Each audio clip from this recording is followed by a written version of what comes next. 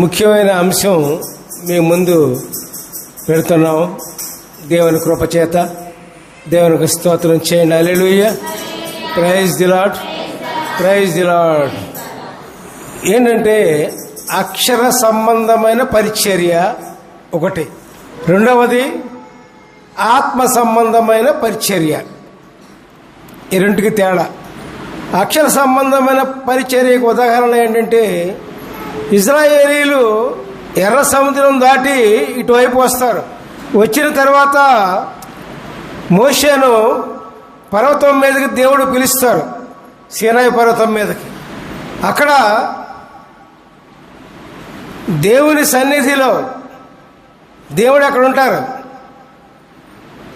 ఆయన సన్నిధిలో 40 రాత్రులు 40 పగలు భోజనం ఉండదు, నీళ్లు ఉండవు.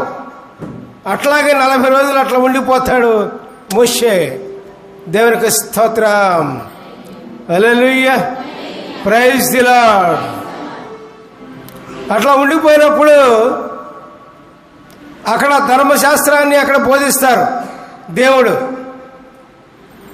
10 ఆజ్ఞలు బోధించి అంతా అయిపోయిన తర్వాత కొండ మీద నుంచి కింద దిగి వస్తూ ఉంటే ఆయన ఏ విధంగా ఉన్నాడంటే, మోషే దేవుని వెలుగుల నుంచి వచ్చాడు కదండి, దేవుని సన్నిధిలో నుంచి వచ్చాడు కదా, మహా కాంతివంతంగా ఉన్నాడు. ఆ కాంతిని ఇశ్రాయేలీయులు చూడలేకపోయారు. అందుకని మోషే ఏం చేశాడంటే ముసుగు వేసుకుంటాడు. 2 కొరింథీయులు 3వ అధ్యాయము 7 వచనాలు.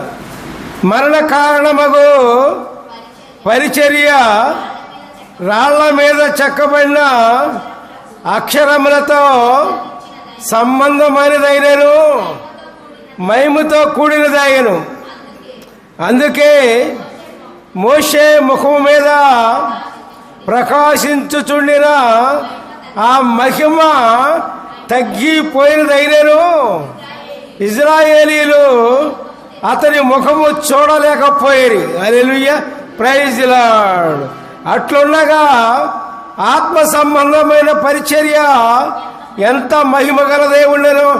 దేవునికి స్తోత్రం, హల్లెలూయా, ప్రైజ్ ది లార్డ్. ఇప్పుడు మనది ఏ పరిచర్య? ఆత్మ సంబంధమైన పరిచర్య మంది పిల్లారా. ఆత్మ సంబంధమైన పరిచర్య అంటే యేసు ప్రభువే మనలో ఉన్న పరిచర్య. హల్లెలూయా, ప్రైజ్ ది లార్డ్.